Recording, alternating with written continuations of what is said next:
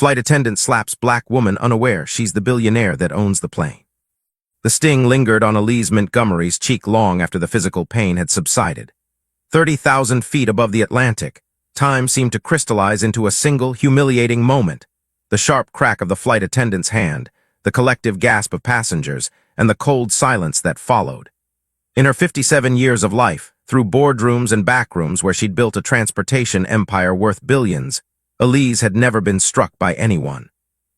Yet here she was, her dignity assaulted not in some dark alley, but in the first-class cabin of an aircraft she technically owned, though no one on board, least of all the woman who had just slapped her, knew that fact.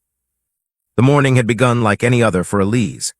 Dawn broke over her Manhattan penthouse as she sipped Ethiopian Yirgacheffe coffee and reviewed quarterly projections for Montgomery Global Airlines, the crown jewel in her vast portfolio of transportation assets.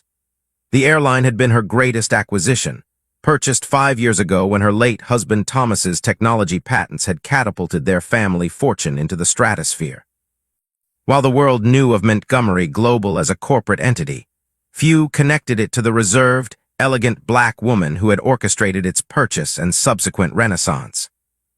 "Ms. Montgomery, your car is waiting," her assistant, Marcus Kim, announced from the doorway of her home office. At 32, Marcus was indispensable, brilliant, discreet, and unflappable. "The flight to Geneva departs in 3 hours." "Thank you, Marcus." Elise closed her laptop and smoothed her charcoal pencil skirt. "Any word from Darius about meeting me there?" A shadow passed over Marcus's face. "Your son called this morning. He's delayed in Dubai, something about an investment opportunity." Elise suppressed a sigh. At 35, her son remained an enigma, brilliant like his father but restless, forever chasing the next thrill or deal, as if trying to outrun the shadow of his family's success. "Of course he is. Tell Claude to hold the meeting until I arrive.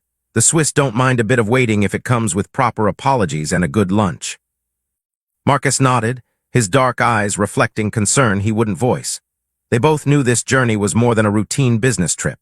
The Geneva meeting would determine whether Montgomery Global would acquire Sky Alliance, a struggling European carrier that would give Elise's company unprecedented reach across 3 continents. But the deal was precarious, balanced on relationships and reassurances that only Elise herself could provide. "One more thing," Elise added, gathering her camel hair coat. "I'll be flying commercial today." Marcus failed to hide his surprise, but the corporate jet is being serviced, yes, but that's not why. Elise smiled faintly.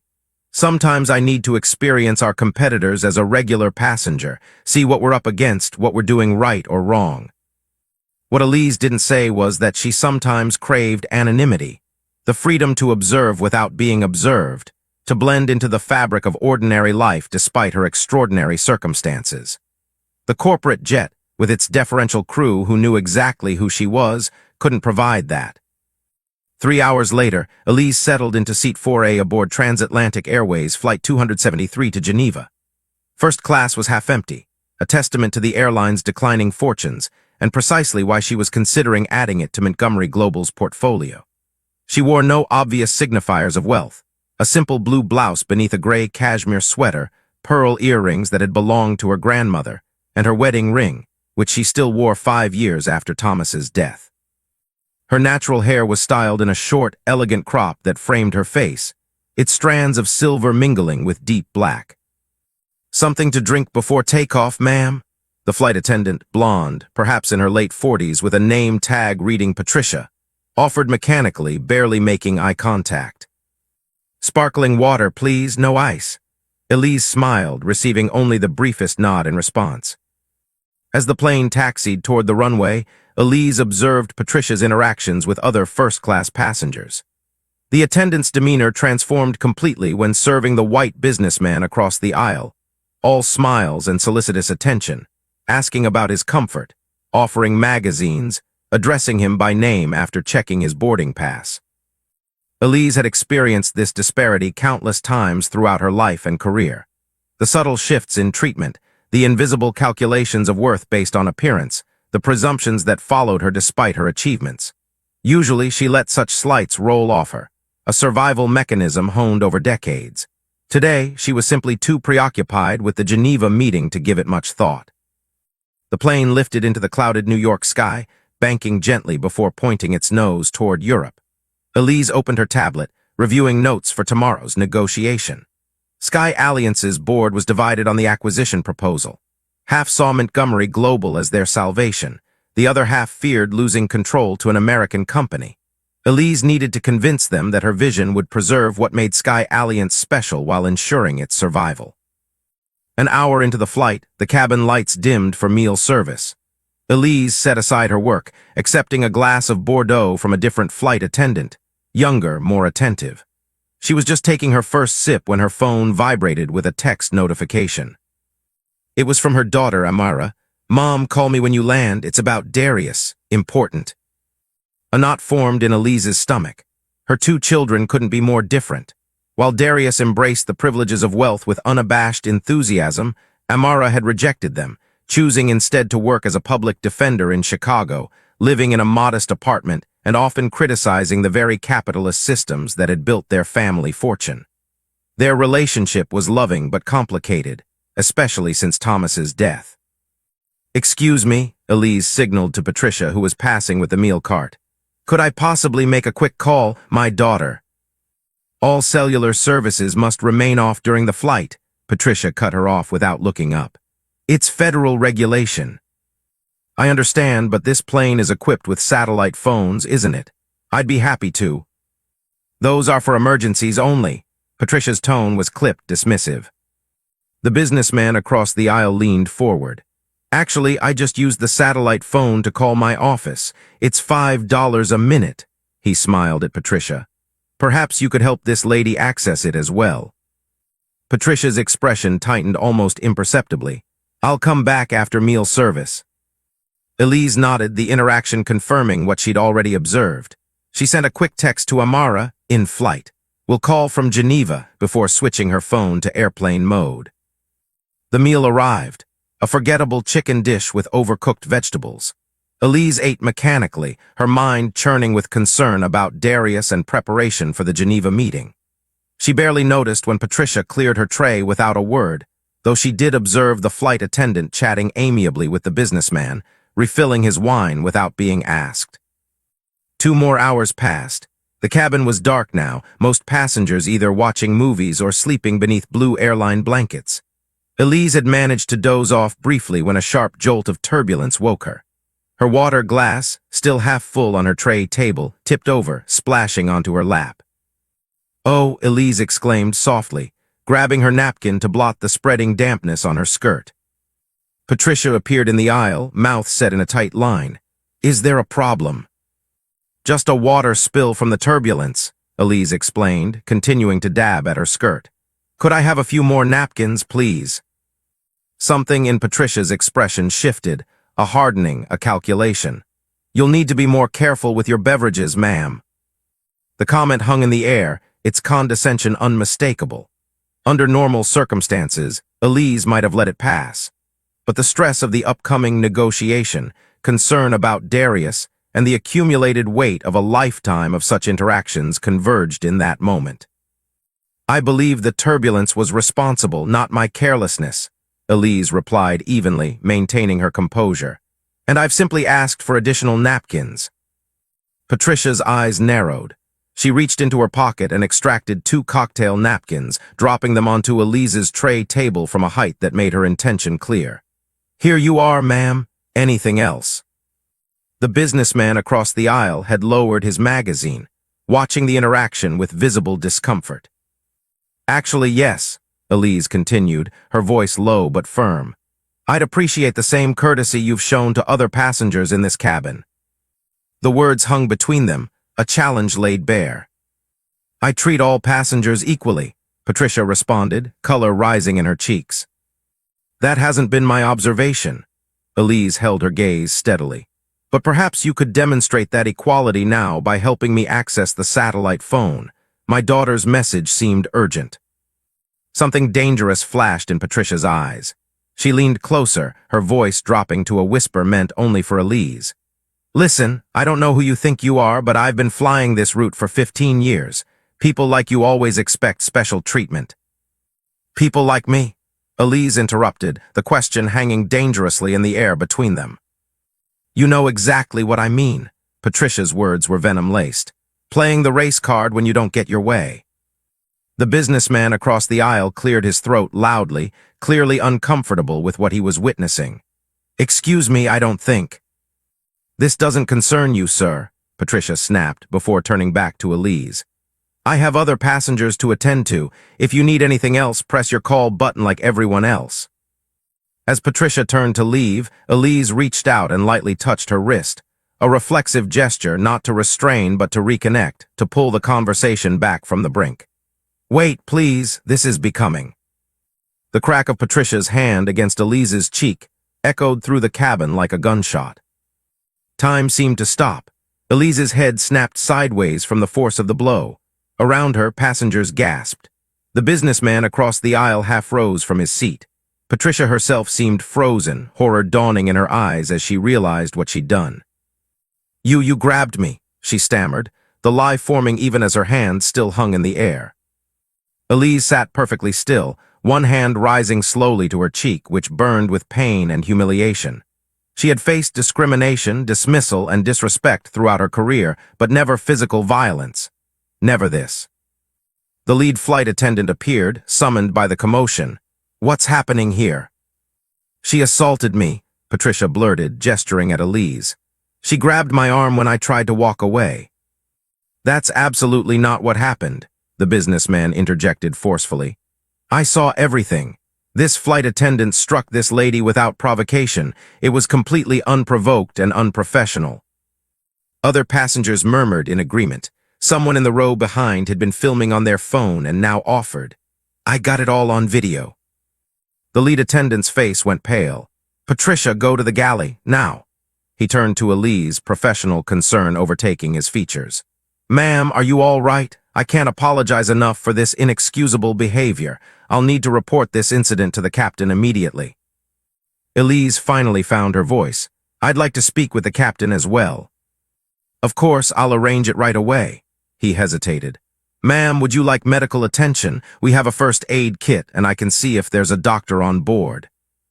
That won't be necessary, Elise replied, her composure returning despite the throbbing in her cheek. But I would like that satellite phone call now. 20 minutes later, Elise sat in the small office area behind the cockpit. The captain, a veteran pilot named James Henderson with silver hair and a grave expression, had apologized profusely for the incident. Patricia had been confined to the crew rest area for the remainder of the flight, and statements had been taken from witnessing passengers. Ms. Montgomery, I want to assure you that Transatlantic Airways has zero tolerance for this kind of behavior, Captain Henderson said, his weathered face solemn. Patricia will be terminated upon landing, and the company will fully cooperate if you wish to press charges. Elise studied the man's face. You recognize my name?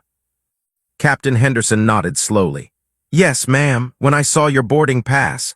Well, I've been flying long enough to know who owns what in this industry. I didn't say anything because I assumed you were traveling. Discreetly. I appreciate your discretion. Elise sighed, the weight of her anonymity suddenly feeling more burden than relief. I'd like to use the satellite phone now if possible. Of course, he handed her the handset. Take all the time you need, I'll give you privacy. When the captain had gone, Elise dialed Amara's number. Her daughter answered on the first ring. Mom, finally, where are you? On a transatlantic flight to Geneva, Elise replied, hearing the weariness in her own voice. What's happening with Darius? Amara's voice dropped. He's in trouble, Mom, serious trouble. Those investors in Dubai, they're not legitimate. The FBI came to my apartment asking questions about him, something about securities fraud and money laundering. Elise closed her eyes, her free hand instinctively moving to the pearl earrings her grandmother had given her, a habit when stress threatened to overwhelm her. Tell me everything you know. As Amara outlined what little information she had, Elise's mind raced. Darius had always skirted the edges of propriety in his business dealings, but this was different. If what Amara was saying was true, her son had crossed into criminal territory, potentially jeopardizing not just himself but the entire Montgomery business empire. Have you spoken to him? Elise asked when Amara finished. He's not answering my calls. His assistant said he left Dubai suddenly but wouldn't say where he went. Amara paused. Mom, what are we going to do? Elise straightened in her seat, decision crystallizing. I'll handle it. I'm turning around as soon as we land in Geneva. Don't try to contact him again. Let me do it. And Amara, don't speak to anyone else about this, not even Marcus. But Moms, trust me, Amara, this family has weathered worse. Though even as she said it, Elise wasn't certain that was true. After ending the call, Elise sat motionless, staring at the blank wall of the tiny office. The Geneva acquisition suddenly seemed trivial compared to the potential catastrophe unfolding with Darius. Everything she had built, everything Thomas had created before his death, all of it could collapse if her son had entangled their business in illegal activities. A soft knock at the door interrupted her thoughts. It was the lead flight attendant. Ms. Montgomery, the captain asked me to check if you need anything else. Elise composed herself. Actually, yes, I need to make arrangements for when we land. My plans have changed. Of course, we'll be landing in about 3 hours. If you'd like to return to your seat, I've moved your belongings to a different location, away from the incident area. Thank you. Elise stood, smoothing her skirt with hands that betrayed the slightest tremor. And I'd like to speak with Patricia before we land. The flight attendant's eyes widened. Ma'am, I don't think that's... It wasn't a request, Elise said quietly. Please arrange it. As she followed him back to the cabin, Elise felt the weight of decades pressing down on her shoulders. She had spent her life proving herself, first as a young black woman in corporate America, then as the wife of a tech genius whose success often overshadowed her own business acumen, and finally as a widow determined to expand the empire they had built together. Now, with one impulsive decision by her son, everything hung in the balance. The new seat she'd been assigned was in the last row of first class, isolated from other passengers. As she settled in, Elise noticed how the entire cabin dynamics had shifted. The other flight attendants moved with nervous efficiency, casting anxious glances her way. Passengers whispered behind their hands, some openly staring. Her anonymity was gone, though she couldn't tell how much they knew. Whether they recognized her as Elise Montgomery, billionaire owner of Montgomery Global, or simply saw her as the black woman who had been slapped by a flight attendant. An hour passed as Elise made notes on her tablet, formulating a plan for the crisis with Darius while also preparing what she would say to Patricia. The same young flight attendant who had served her wine earlier approached cautiously. Ms. Montgomery, Patricia is waiting to speak with you in the crew rest area if you're ready. Elise nodded, gathering her composure as she rose to follow him through the darkened cabin. Passengers watched curiously as she passed, and she could feel the phone cameras tracking her movement. By morning, this incident would likely be all over social media, another viral moment of racial tension at 30,000 feet. The crew rest area was little more than a curtained alcove with jump seats. Patricia sat rigidly on one, her uniform crisp but her face ravaged by tears and fear. When Elise entered, Patricia's eyes darted up, then immediately down to her folded hands. Thank you, Elise said to the flight attendant who had escorted her. I'd like to speak with Patricia alone. When they were alone, silence stretched between them. Patricia finally broke it, her voice barely above a whisper. They told me who you are. And who am I, Patricia? Elise asked, her tone neutral. Elise Montgomery, your company is buying Transatlantic. Patricia's voice cracked. I've destroyed my entire career. Yes, Elise agreed simply. You have. Fresh tears spilled down Patricia's cheeks. I don't know what happened. I've never done anything like that before. Something in me snapped when you touched me, and she stopped, realizing how hollow her justifications sounded. There's no excuse, none. I'm so sorry. Elise studied the woman before her, not much younger than herself, her blonde hair now coming loose from its neat bun, her hands twisting a damp tissue. In another life, they might have been friends, contemporaries sharing stories of children and careers. Instead, they were here, divided by an act of violence and the long shadow of racial bias that had preceded it. Let me ask you something, Patricia, Elise said quietly. If I had been a white woman, would you have spoken to me the way you did before the incident? Would you have dismissed my requests? dropped napkins on my tray instead of handing them to me, accused me of playing the race card. Patricia's face crumpled. I want to say no, but, she shook her head. I don't know, maybe not, probably not. At least you're honest about that, Elise acknowledged. Do you know what I was doing before you slapped me? I was trying to reach my daughter, who was calling to tell me my son might be facing federal charges. I was worried about my family falling apart, just like anyone else would be. Patricia looked up, genuine shock in her red-rimmed eyes. I'm so sorry, I had no idea. Of course you didn't, Elise interrupted gently. Because you never saw me as a mother, a businesswoman, a human being with concerns beyond this flight. You saw only what you expected to see. What's going to happen to me? Patricia asked, her voice small. Elise took a deep breath. Legally, that's up to you. I could press charges for assault. I could sue the airline. I could make an example of you in ways that would ensure you never work in this industry again. Patricia nodded miserably, accepting her fate. But I'm not going to do any of those things, Elise continued. Patricia's head snapped up. What?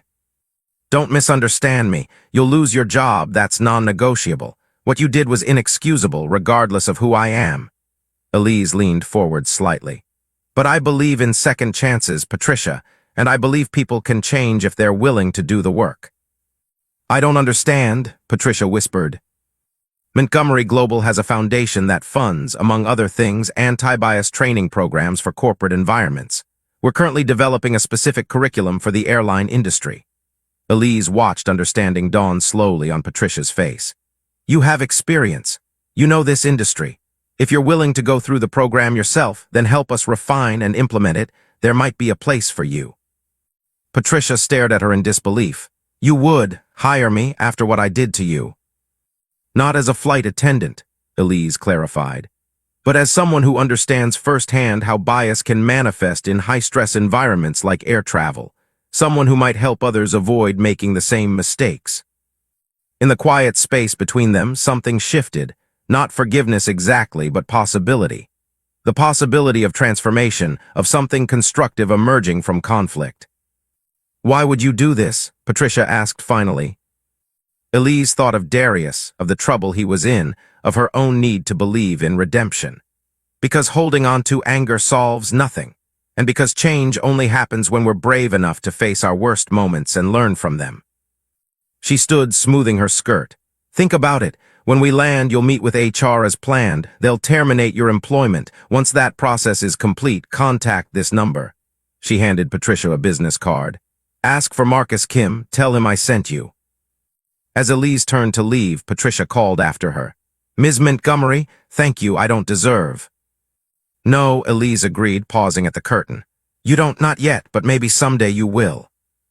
Walking back to her seat, Elise felt dozens of eyes following her. The incident had transformed the atmosphere of the entire cabin. A young woman near the front held up her phone, clearly recording. Others whispered behind their hands. The businessman who had defended her earlier caught her eye and gave a small nod of respect. By tomorrow, this story would be everywhere.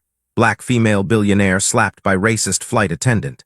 Another viral moment in the ongoing American conversation about race and power. Elise could already imagine the think pieces, the Twitter debates, the calls for boycotts of transatlantic airways. As someone who generally avoided the spotlight, Elise found the prospect exhausting. But perhaps there was value in visibility this time. Perhaps her experience could illuminate something important, could create an opening for necessary change. In this moment of tension, as Elise navigates the turbulent aftermath of the assault, I want to pause our journey together. I'm the creator of Rise Up, where we bring stories of dignity in the face of injustice to life.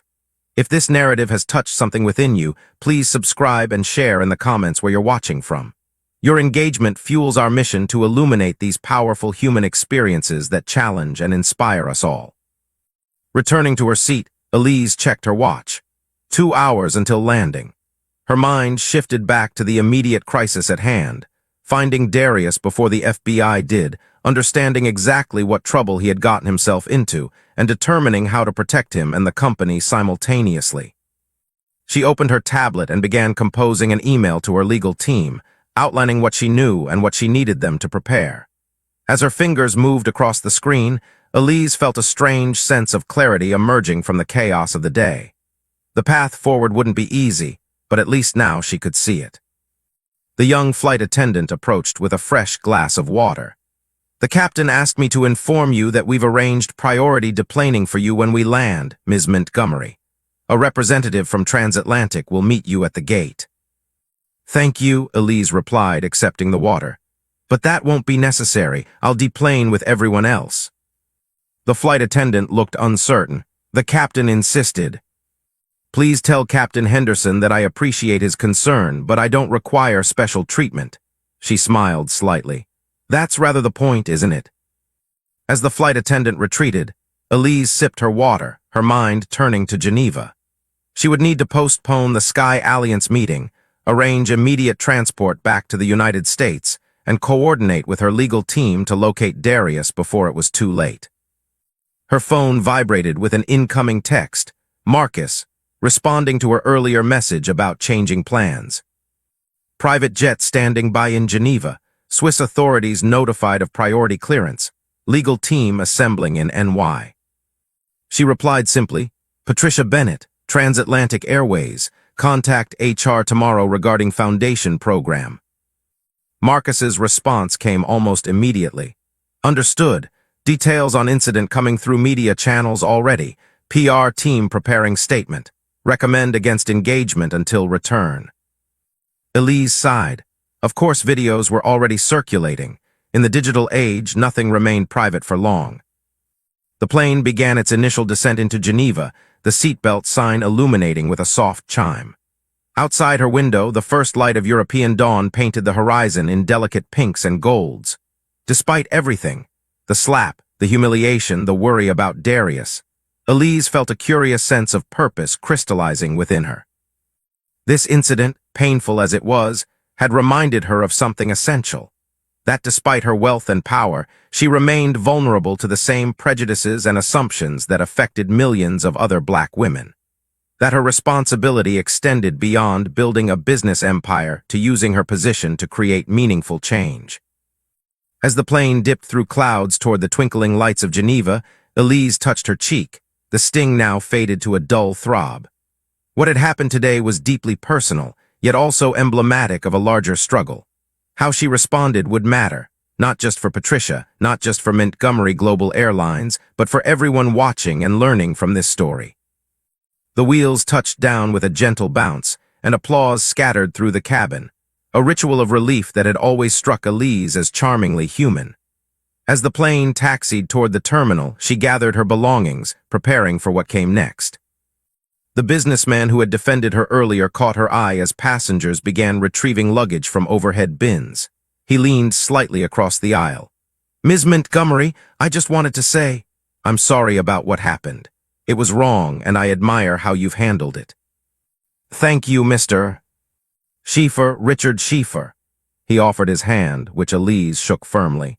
"I'm actually in aviation finance. If you're still pursuing the Sky Alliance acquisition, my firm might be interested in discussing partnership opportunities." Elise couldn't help but smile at the irony. Even in this moment, business continued. "Have your office contact Marcus Kim at Montgomery Global, but you should know we're in a bit of a situation at the moment." Schieffer nodded, understanding. "I saw the video someone posted. By noon, everyone in the industry will be talking about it. If you need any support navigating the fallout, my firm has excellent crisis management resources." "That's very kind, but I think we'll manage." Elise gathered her carry-on bag as the seatbelt sign finally extinguished. "If you'll excuse me, Mr. Schieffer, I have a son to find."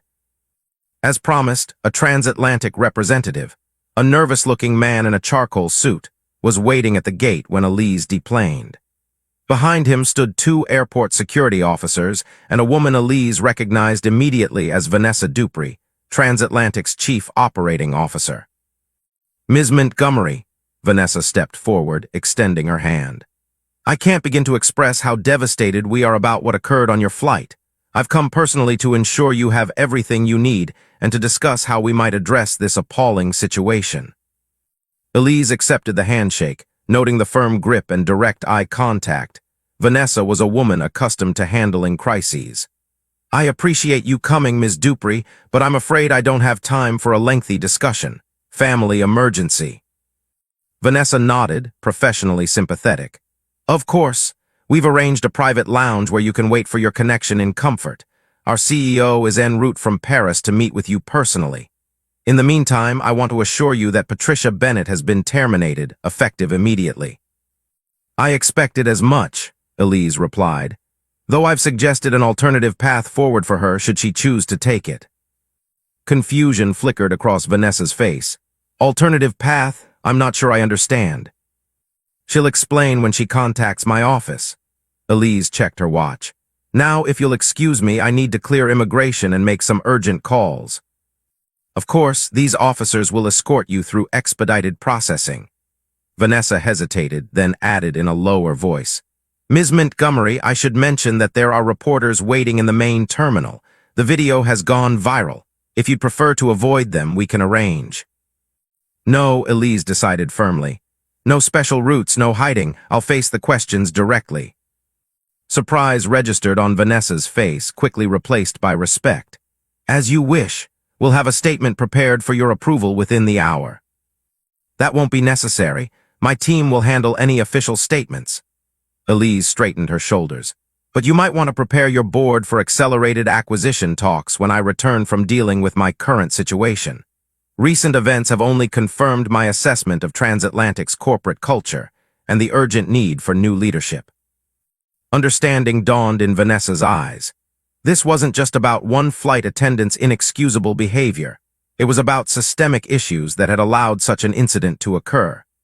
The acquisition Montgomery Global had been considering might now proceed more quickly, with less favorable terms for Transatlantic's current management. I'll convey that to the board, Vanessa said carefully. And again, Ms. Montgomery, my deepest apologies for your experience. Elise nodded once, then moved past her toward immigration control, the security officers falling into step beside her. Behind her, she could hear Vanessa already on her phone, likely alerting the board to the brewing storm. The transit through the airport proceeded with efficiency, immigration officers waving her through with deferential nods, security staff clearing a path through the crowded terminal. Despite her insistence on no special treatment, her status made ordinary processes fall away, another reminder of the strange duality she inhabited, simultaneously vulnerable to prejudice yet protected by privilege. As predicted, a cluster of reporters waited near the exit to the private aviation area. Cameras lifted as she approached, questions called out in multiple languages. Ms. Montgomery, can you comment on the assault aboard the transatlantic flight? Will you be pressing charges against the flight attendant?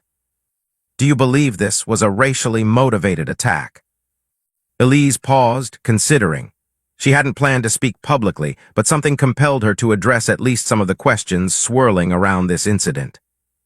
What happened today reflects issues that run deeper than one individual's actions, she said, her voice clear and measured. I'll have more to say once I've resolved an urgent family matter.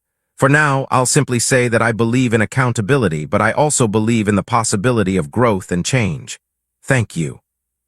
With that, she continued toward the private aviation terminal, where her chartered jet waited to carry her back across the Atlantic. The crisis with Darius demanded her full attention now, but she had planted the seeds for what would come after, a more public role in addressing the biases that persisted even in spaces where wealth and power should have insulated her. On the tarmac, Marcus waited at the foot of the boarding stairs, tablet in hand. You've seen the videos? Elise asked as they climbed toward the waiting aircraft. Everyone has. Marcus's expression was grim. It's being framed exactly as you'd expect. Powerful black woman faces racism even at her economic level. The public response is overwhelmingly supportive of you, condemning both the flight attendant and transatlantic. And Patricia, already being doxxed online, death threats, harassment. Marcus shook his head. The internet mob is in full force. Elise frowned, disturbed despite herself. Have security assigned to her residence. Anonymous protection, she doesn't need to know it's coming from us. Marcus raised an eyebrow but nodded, making a note. Any news about Darius? Nothing concrete, but we need to find him before the FBI does. Elise settled into her seat as the cabin door sealed behind them. What's our timeline for departure? Clearance for immediate takeoff. We'll be airborne in 10 minutes. Marcus took the seat opposite her. The legal team will brief us via secure video once we're at cruising altitude. Elise nodded, fatigue suddenly washing over her. She had been awake for nearly 24 hours, through an assault, a family crisis, and the beginnings of what promised to be a media firestorm. Get some rest, Marcus suggested gently. I'll wake you when the legal team is ready. But sleep wouldn't come, even as the jet climbed toward cruising altitude. Elise's mind raced between concern for Darius and reflection on what had transpired with Patricia. The slap had been shocking, humiliating, yet Elise found herself more preoccupied with what had led to that moment than the moment itself. What had Patricia seen when she looked at Elise? Not a mother worried about her children, not a businesswoman with responsibilities and pressures, not even a first-class passenger deserving of basic courtesy. She had seen only an identity, a category, a set of assumptions, and had responded accordingly. The satellite phone beside her seat chimed. Marcus calling from the forward cabin. Legal team is ready when you are. Put them through, Elise straightened, pushing personal reflections aside to focus on the more immediate crisis. The video screen activated, revealing a conference room in her New York offices. 3 members of Montgomery Global's legal department waited. Jonathan Weiss, chief counsel, Maria Suarez, head of corporate compliance, and Devin Clark, the criminal defense specialist Elise had hoped she would never need to call upon.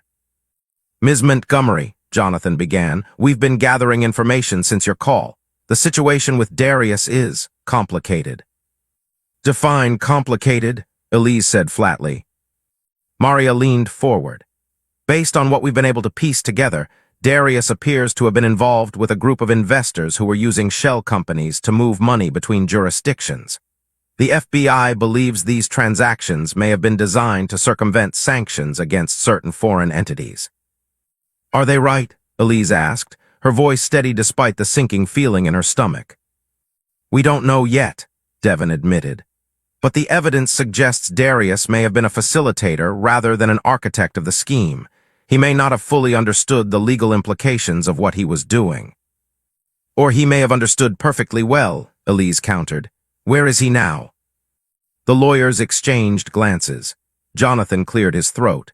That's where things get interesting. According to our sources, Darius boarded a private jet from Dubai to Singapore last night, but never arrived at his destination.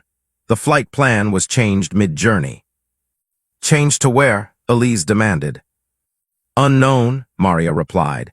The aircraft is registered to a shell company that appears to be part of the network under investigation.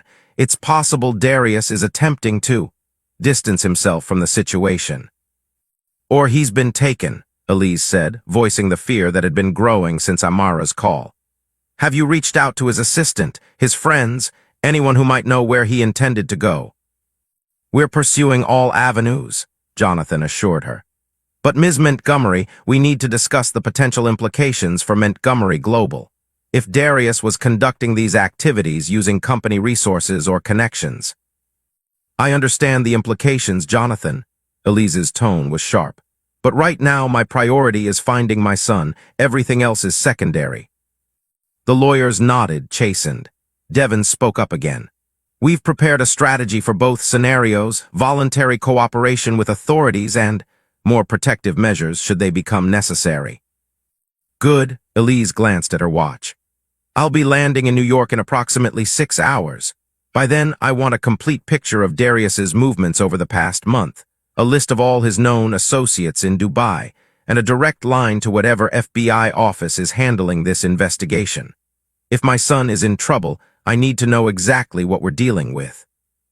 And the transatlantic situation? Maria asked cautiously. It's generating significant media attention. Your PR team is requesting guidance. Elise considered this briefly.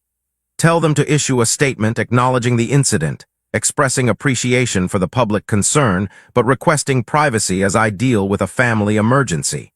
No details about Darius, obviously, and no statements about potential acquisition of Transatlantic. That remains confidential.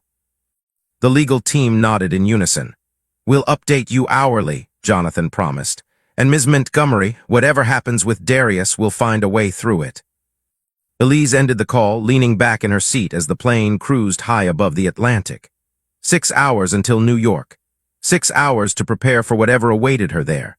An FBI investigation, a missing son, and the aftermath of a viral moment that had exposed the complex intersection of race, wealth, and power in her life. Marcus appeared with a cup of herbal tea. "You should try to rest," he suggested again, concern evident in his voice. "Tomorrow will be challenging." "Today was challenging," Elise replied with a wan smile. "Tomorrow will be whatever it needs to be." As Marcus retreated, Elise sipped the tea, allowing her mind to drift. The incident with Patricia seemed almost insignificant now compared to the potential disaster unfolding with Darius. Yet she couldn't shake the feeling that the two situations were somehow connected in the tapestry of her life, both revealing vulnerabilities she had tried to protect herself against. With Darius, she had perhaps been too protective, too willing to ignore signs of his recklessness in the hope that he would eventually find his path. With Patricia and situations like it, she had developed a carapace of dignified restraint, letting slights roll off her rather than confronting them directly. Both approaches had failed her today. Both would need to change. The tea warmed her hands as she gazed out the window at the vast Atlantic below. Somewhere out there, her son was either running or being held against his will. Either scenario terrified her. Darius had always been impulsive, privilege making him believe he was untouchable. Had that same arrogance led him into criminal territory, or had he simply been naive, manipulated by more sophisticated players?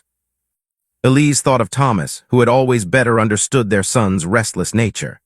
"He's searching for something," Thomas had said once, watching teenage Darius race his new sports car down their long driveway. "Identity separate from ours, purpose he discovers rather than inherits." "What he needs is boundaries," Elise had countered. "Structure, consequences." Thomas had smiled, taking her hand. "He needs both love, freedom to make mistakes, and a safety net when he falls, just like we all do." Now, 8 years after Thomas's death, Darius was falling, and Elise wondered if the safety net she had tried to maintain would be enough to catch him. Her phone vibrated with an incoming message, not from the legal team or Marcus, but from an unknown number. The text contained only an image, a photograph of Darius, seated at what appeared to be an outdoor cafe, timestamp indicating it had been taken 3 hours ago. In the background, distinctive architecture suggested a coastal Mediterranean location, possibly Greece or southern Italy. Below the image, a single line of text, "He's safe for now." Elise's heart raced as she enlarged the image, studying it for any signs of coercion or distress. Darius looked tense but unharmed, dressed casually in a linen shirt, sunglasses pushed up on his head. There was a newspaper on the table beside him, but the date wasn't visible. She immediately forwarded the image to Marcus and the legal team with instructions to analyze it for location clues and verify its authenticity. Then she composed a reply to the unknown sender. "Who is this? What do you want?" Minutes ticked by with no response. Elise stared at her phone, willing it to chime with another message, any information that might help her understand what was happening with her son. Eventually, Marcus returned, his expression grave. "The tech team is analyzing the photo now. Initial assessment is that it appears genuine and recent. They're working to identify the location based on architectural details." "And the number it came from?" "Burner phone registered in Greece 2 days ago. Untraceable beyond that." Elise nodded, processing this information. "This doesn't feel like a standard kidnapping. No ransom demand, no explicit threat, just proof of life and location." "Maybe it's Darius himself," Marcus suggested. "Using an intermediary to let you know he's okay without creating a digital trail the FBI could follow." "Maybe," Elise agreed, though something about that scenario didn't ring true. Darius was impulsive, sometimes reckless, but he'd never been deliberately cruel. He would know she was worried sick. Or maybe someone wants me to know they have access to him. Either way, it gives us a starting point, if we can confirm he's in Greece. "Have the jet diverted," Elise decided, "as soon as we have confirmation of the location." Marcus nodded, already typing instructions into his tablet. I'll alert the pilot, but Ms. Montgomery, the FBI. We'll have to wait, Elise finished firmly. Finding Darius comes first. Once I know he's safe, we can deal with the legal implications. As Marcus left to speak with the pilot, Elise returned her attention to the mysterious photograph. There was something deliberate about it, the angle capturing both Darius and the distinctive architecture behind him, as if the sender wanted her to be able to locate him. But why, if someone had taken Darius against his will, why provide clues to his whereabouts? If Darius had sent it himself, why the cryptic message rather than a direct call? The answers remained elusive as the plane continued its journey across the darkening Atlantic. Hours passed, the legal team checking in periodically with updates on their efforts to trace the mysterious message and analyze the photograph. By the time the first hint of dawn appeared on the horizon, they had their answer. The tech team had identified the location as a small coastal town on the Greek island of Santorini, based on the distinctive white buildings and blue domes visible in the background of the image. We can be there in 3 hours if we divert now, Marcus informed her. The pilot is awaiting your decision. Elise hesitated only briefly. Do it, and have the local team prepare ground transportation from the airport to that cafe. I want to be there by midday. What about the New York situation? The FBI, the transatlantic fallout. Devon can handle the FBI temporarily. Tell him to stall legally, of course. Say I'm en route but delayed by weather. Elise's mind was already racing ahead to the confrontation in Santorini.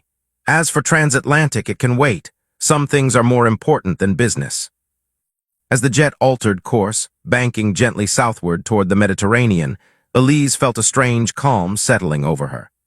Whatever awaited her in Santorini, whether Darius in trouble, enemies setting a trap, or something else entirely, she would face it with the same determination that had carried her through every other challenge in her life.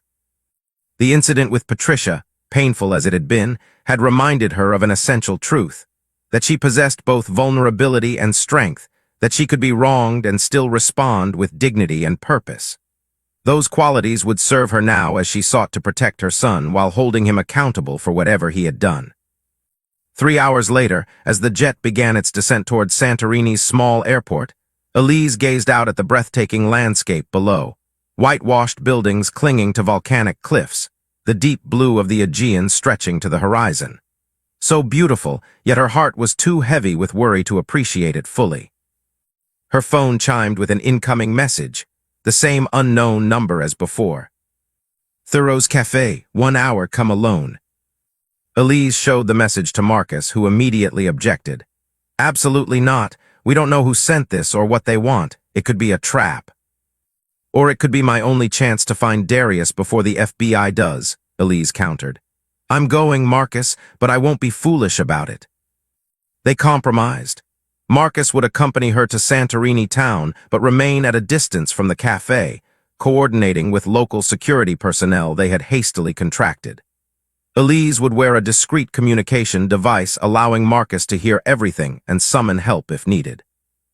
The landing was smooth, the deplaning efficient. A black SUV with tinted windows awaited them on the tarmac, driver holding a simple sign reading Montgomery. As they wound their way up the narrow roads from the airport toward Santorini's main town, Elise stared out at the passing landscape, trying to quiet her racing thoughts. Whatever awaited her at the Thoreau's Cafe, she needed to be clear-headed, focused. The SUV finally stopped at the edge of the pedestrian zone in Fira, Santorini's capital. The cafe is about a 5-minute walk, the driver informed them in accented English. Down that path, then left at the church. Elise checked her watch. 15 minutes until the appointed time. Marcus, get the security team in position, but keep them well back. I don't want to spook whoever sent that message. Marcus nodded reluctantly, still unhappy with the plan but professional enough to execute it efficiently. The communication link is active. I'll hear everything.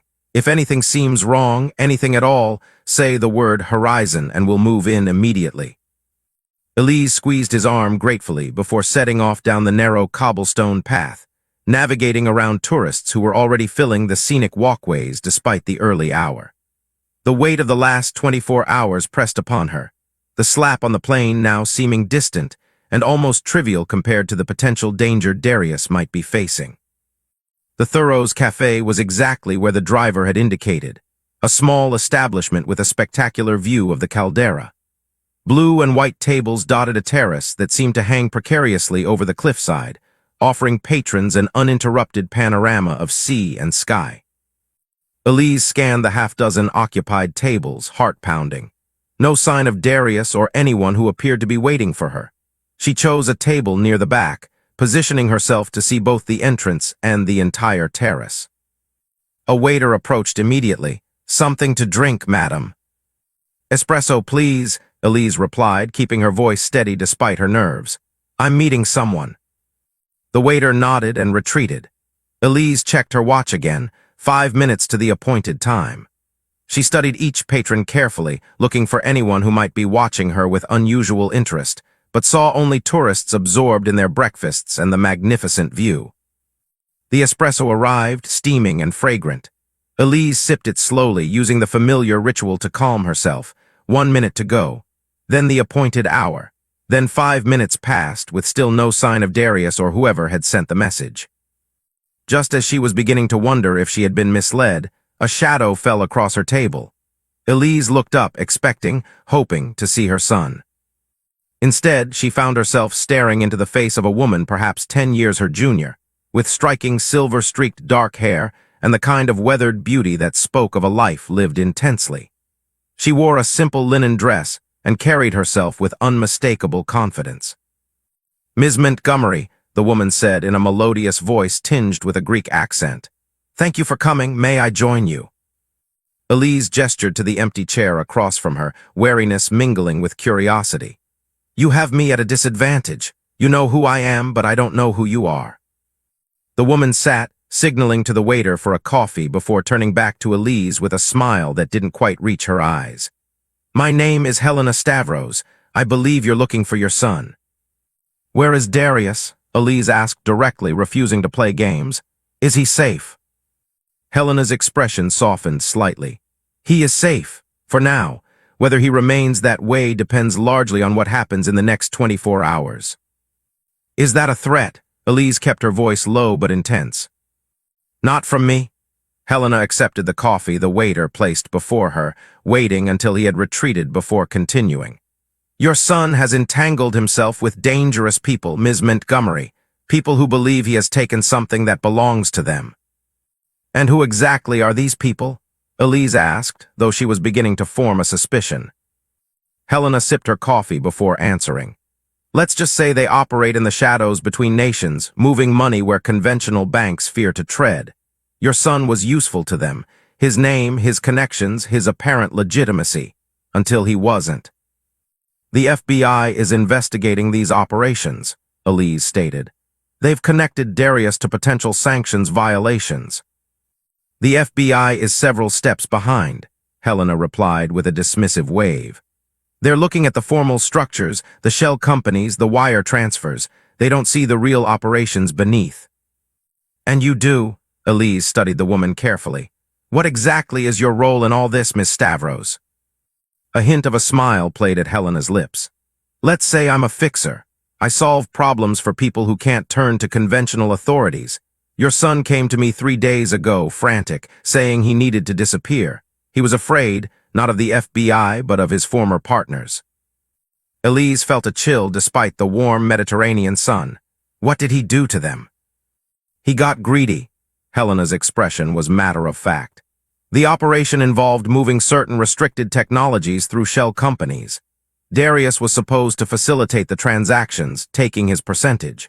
Instead, he diverted a significant shipment, computer chips designed for military applications, and attempted to sell them independently." Elise closed her eyes briefly, a wave of disappointment washing over her. This was worse than she had feared, not just financial impropriety but potentially espionage-adjacent activities. How much trouble is he in? "With the authorities, considerable but manageable with the right lawyers and enough money, both of which you have," Helena assessed coolly. "With his former partners, potentially fatal." The starkness of the word hung between them. Elise fought to maintain her composure. "Where is he now? I need to see him." "He's nearby but frightened. He doesn't want to face you or the consequences of his actions. Helena leaned forward slightly. That's why I contacted you. Your son needs more help than I can provide. Why would you help him at all? Elise asked, suspicion rising again. What's your interest in this situation? Helena sat back, regarding Elise with what appeared to be genuine respect. Professional courtesy, originally. Darius mentioned his mother owned airlines, but it wasn't until I saw the news about your incident on the flight that I realized exactly who you were. Her eyes held Elise's steadily. I admired how you handled that situation. Dignity in the face of humiliation is rare. You're avoiding my question, Elise pressed.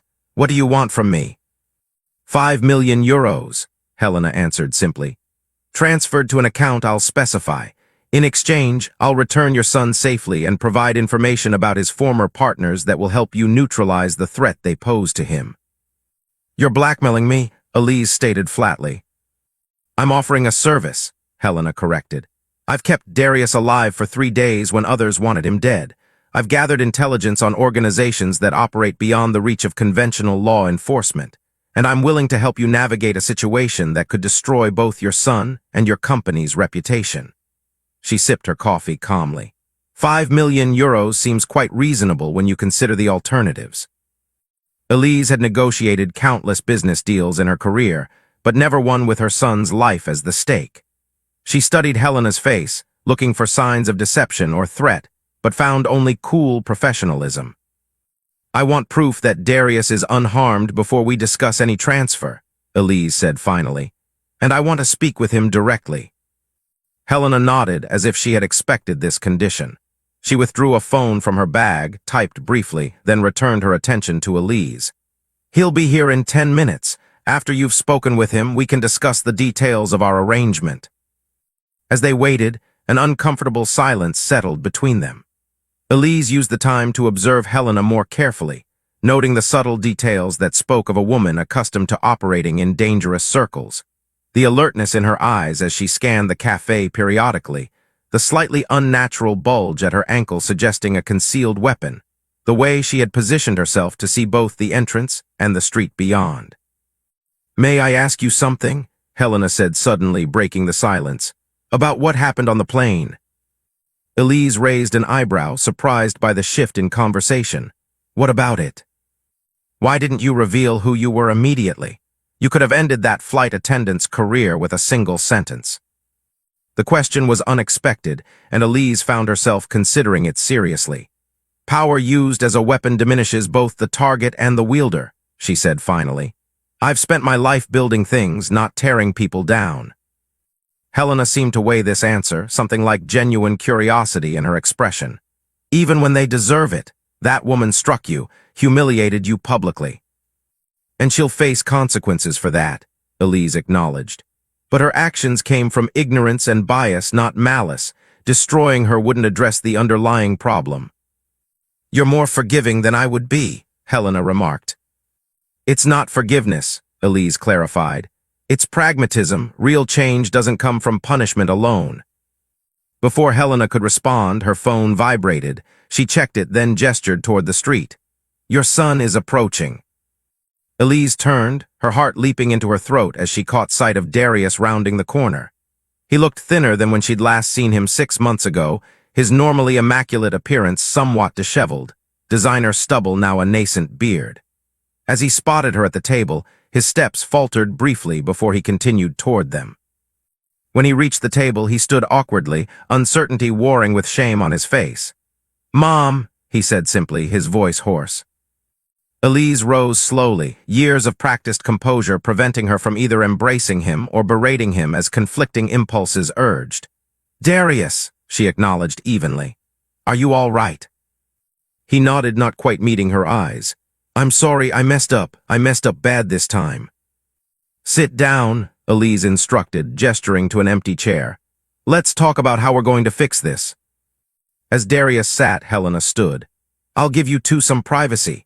15 minutes, then we need to finalize our arrangement, Ms. Montgomery. Time is a luxury we don't have much of. When Helena had moved to a distant table, Elise turned to her son. Tell me everything, Darius. No omissions, no softening the truth. I need to know exactly what we're dealing with. Darius ran a hand through his unkempt hair, exhaling deeply. It started as a legitimate investment opportunity, or at least that's what I thought. A group called Helix Ventures approached me last year, said they were developing next-generation semiconductor technology and needed investors with connections to Western markets. And you didn't have Marcus or legal review this opportunity? Elise asked, already knowing the answer.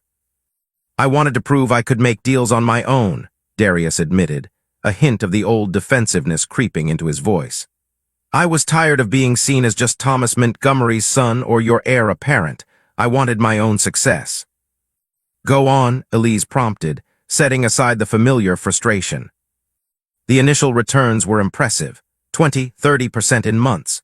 They brought me deeper into the operation, showed me how they were moving technology between markets. It wasn't until about 3 months ago that I realized what was really happening. He lowered his voice. They were buying restricted American tech through legitimate front companies, then rerouting it to sanctioned countries through a network of shells and proxies. My name, our family's reputation, was providing cover. And instead of coming to me when you discovered this, you decided to... Elise left the sentence hanging. Darius had the grace to look ashamed. I panicked at first, tried to extricate myself quietly, but they made it clear that wasn't an option. I knew too much. So I decided to take control of the situation. By stealing from them, Elise finished. I diverted one shipment, Darius confirmed. Military-grade AI processors that were heading to Pyongyang through a series of cutouts. I thought if I controlled those chips, I'd have leverage to negotiate my exit. He laughed bitterly. Instead, I just painted a target on my back. They sent people after me in Dubai. I barely got out. Where are these processors now? Elise asked, her mind already working through potential solutions. Secure storage facility in Athens, Darius replied. Helena helped me arrange it. For a fee, no doubt, Elise noted dryly. She saved my life, Mom, Darius defended, when I didn't know where else to turn. Elise reached across the table and took her son's hand. Despite her disappointment, despite the incredible mess he had created, he was still her child, Thomas's child, and she would move heaven and earth to protect him. We're going to fix this, she promised, squeezing his hand firmly. But Darius, this is the last time. Do you understand? No more reckless ventures, no more trying to prove yourself through shortcuts. When we get through this, you come home and work within the company structure, learning the business properly from the ground up. For once, Darius didn't argue or bristle at her conditions. He simply nodded, a new maturity in his eyes that gave Elise hope that perhaps this crisis might serve as the wake-up call he had long needed. What about the FBI? He asked. They came to Amara asking questions. We'll handle them, Elise assured him. Devon is already working on a strategy. It will involve cooperation, restitution, and probably some uncomfortable legal consequences for you, but nothing that will destroy your future. And Helix Ventures. Darius looked around nervously, as if expecting to see pursuers materializing among the tourists. One problem at a time, Elise said, though privately she was already formulating approaches to that danger as well. Let me speak with Helena, see what she's proposing. As if on cue, Helena returned to their table, sliding gracefully into her chair. Family reunions are touching, but we need to move quickly, she announced. Ms. Montgomery, have you decided? I'll pay your fee, Elise confirmed, but I have conditions. Helena inclined her head, inviting elaboration. I want comprehensive intelligence on Helix Ventures. Who runs it, its operational structure, its vulnerabilities. I want the processors returned to American authorities through channels that can't be traced back to Darius. And I want your continued protection until we're safely out of European airspace. The first and third are included in my fee, Helena replied. The second will cost extra. Arranging the return of those processors through untraceable channels is complicated. How much? Elise asked bluntly. Another 3 million. Helena's expression remained impassive. And I'll need 48 hours to arrange it properly. Elise considered this briefly. Agreed, but I want hourly updates on your progress, and Darius comes with me now. Helena smiled slightly. He's been free to leave at any time, Ms. Montgomery. My protection doesn't mean captivity. She glanced at Darius. Though I advise against traveling commercially, your face is known to certain interested parties. We have a private jet waiting, Elise informed her. Once you've provided account details and initial intelligence on Helix, we'll depart for New York. Not New York, Helena cautioned. Too obvious. They'll be watching your known properties and offices. I suggest a detour, perhaps your home in Lake Como. It's secluded, secure, and not as closely associated with your public profile. Elise raised an eyebrow, impressed despite herself at Helena's knowledge of her assets. Lake Como, then, for a few days until you've completed the processor return. Helena nodded, satisfied with the arrangement. She slid a folded paper across the table. The account information. Once I confirm receipt of the first transfer, I'll send the initial intelligence package to your secure server. The address is included. Elise took the paper, tucking it into her purse without examining it. Darius and I will leave for the airport now. I expect your first update within the hour. As they rose to leave, Helena offered a final observation. You know, Ms. Montgomery, in my line of work, I rarely encounter people who maintain their principles when under pressure. Most reveal their true selves in crisis, usually fewer scruples than they pretend to have in comfortable times. She inclined her head slightly. You're a rare exception. The way you handled both that flight attendant and this situation with your son. It's uncommonly dignified. Save the flattery for clients who need it, Ms. Stavros, Elise replied coolly. I judge people by their actions, not their words. Helena laughed, genuinely amused. As do I, Ms. Montgomery, as do I. Elise and Darius left the cafe, making their way through Santorini's narrow streets toward the waiting SUV. Marcus emerged from a nearby shop as they passed, falling into step beside them without comment or visible surprise at Darius's presence. You heard everything? Elise asked quietly.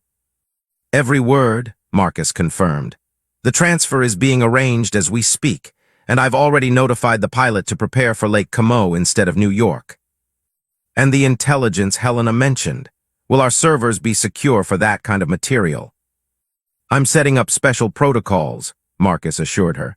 Isolated systems, maximum encryption. Whatever she sends, only you and I will have access. Elise nodded, satisfied. As they reached the vehicle, she touched Darius's arm, stopping him before he could climb in. I meant what I said back there. This is the last time, Darius, the absolute last time. He met her eyes directly for the first time since their reunion. I know, Mom, I promise. She studied his face, searching for the sincerity she so desperately wanted to believe in. Whatever she saw must have satisfied her, because she nodded once and gestured for him to enter the SUV. As they drove toward the airport, Elise gazed out at the spectacular Santorini landscape, her mind already racing ahead to the challenges that awaited. Managing the FBI investigation, neutralizing the threat from Helix Ventures, handling the media fallout from both the plane incident and whatever might emerge about Darius. Yet beneath the strategic planning, a more personal realization was taking shape. The past 24 hours had forced her to confront situations where her usual approaches, dignified restraint with Patricia, protective distance with Darius, had proven inadequate. Perhaps it was time for new strategies. Perhaps, as she entered this new chapter of her life, the quiet power she had always wielded needed to become more visible, more direct, not just in business, but in confronting bias, in guiding her children, in shaping the world she wanted to leave behind. The slap that had stung her cheek had also, strangely, awakened something dormant within her. And as the SUV wound its way toward the waiting plane, Elise Montgomery felt a clarity of purpose she hadn't experienced since Thomas's death. Whatever came next, with Transatlantic Airways, with Darius, with the shadowy Helix Ventures, she would face it not just with dignity, but with a new determination to address problems at their root rather than merely managing their symptoms. After all, she had built an empire by seeing opportunities where others saw only obstacles. This crisis, painful as it was, might be the greatest opportunity yet, not for business expansion, but for meaningful change. As the SUV pulled onto the tarmac where her private jet waited, its engines already humming in preparation for departure, Elise touched her cheek one last time. The physical sting had long since faded, but its impact would resonate for years to come, transforming not just her own life, but perhaps, in some small way, the world itself. "Ready?" Marcus asked as they prepared to board. Elise nodded, a new resolve in her eyes. More than ever.